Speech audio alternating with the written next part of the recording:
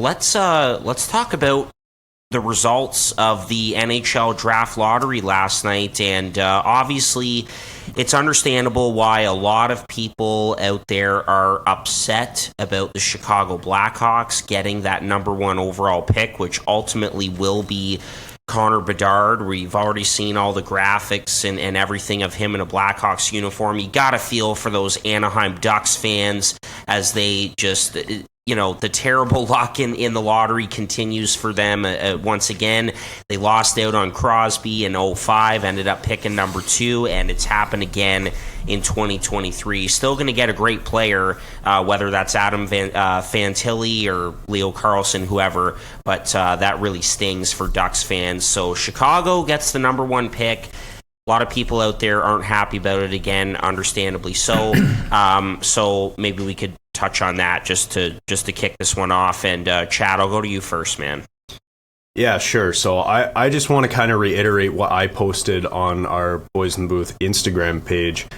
Just the fact that I couldn't think of a less deserving franchise of this first overall pick. A generational player in Connor Bedard, which, by the way, it's kind of funny that even EA Sports NHL has posted him in the game in a Blackhawks jersey. Like, the kid hasn't been picked yet. Like, it's he's all but been picked. It's pretty much a foregone conclusion that he will be the number 1 pick. But it's just kind of crazy because thinking back, like, over the last few years, we can't really remember a time where it has been this certain that a guy is going to go number 1. So much so that EA Sports NHL released a picture of him in game.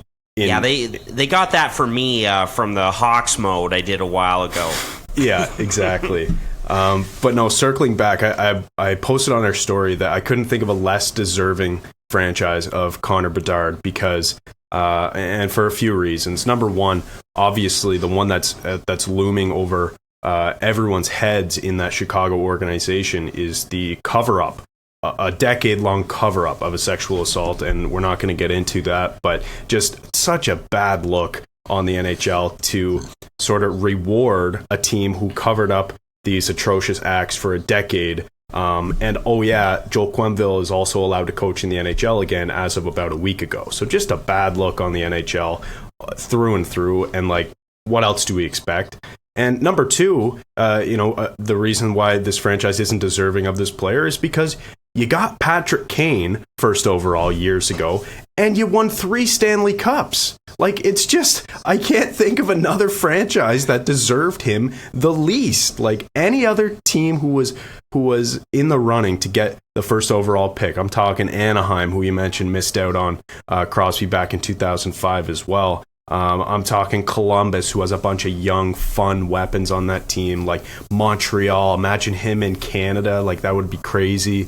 So many more deserving teams. And to me, like, that was the team that I least wanted to get Connor Bedard, but here we are, and it feels like people were expecting this result because people are talking today that the NHL has rigged this draft and all this. I don't know if it's rigged, but it's certainly not a good look on the NHL for the reasons that I mentioned. Case, do you have any thoughts on this?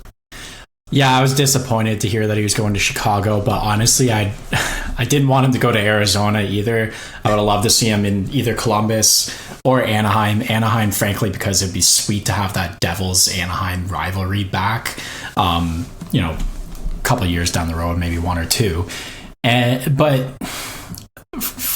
The other thing I want to mention is them dropping the ball in the broadcast, like having Kevin Weeks accidentally tell them that Columbus is out of the running. Like, that was also another mess up, but I think it would be hilarious, and I think that he would become everyone's favorite player if he just Lindros them and said no.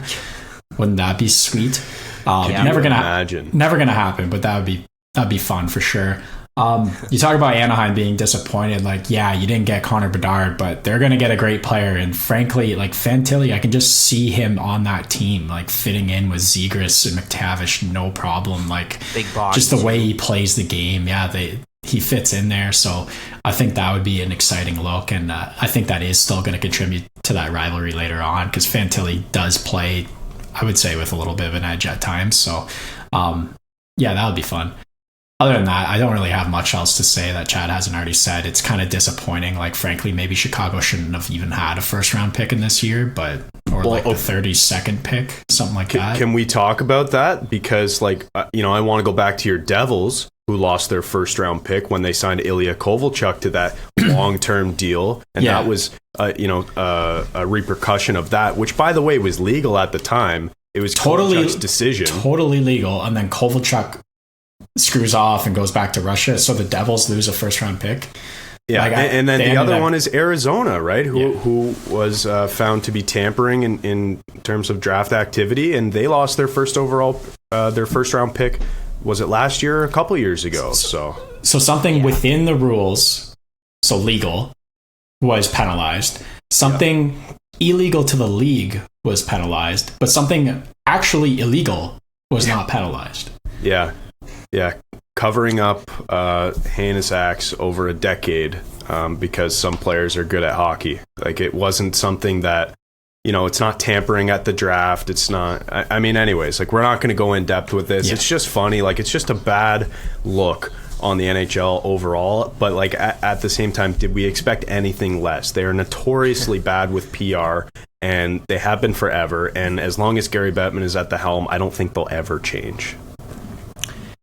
Yeah, and you guys saw my response to it in our group chat last night, and I get the frustration. It's unforgivable what the Blackhawks organization did, and again, we don't have to get into the details. That's well documented, but you know what, I will say, and this does not excuse what they did, but you know what? It is a new day in that organization. Trying to look at the positive, it is a new day there, and I think that Kyle Davidson has done a good job as a young GM there, like just getting rid of all the old with that franchise and completely starting over. And what a great way to start over. And he's going to get a great coach, a first-time coach in Luke Richardson, who really deserves that chance, and I thought did a good job in his first season with not much there.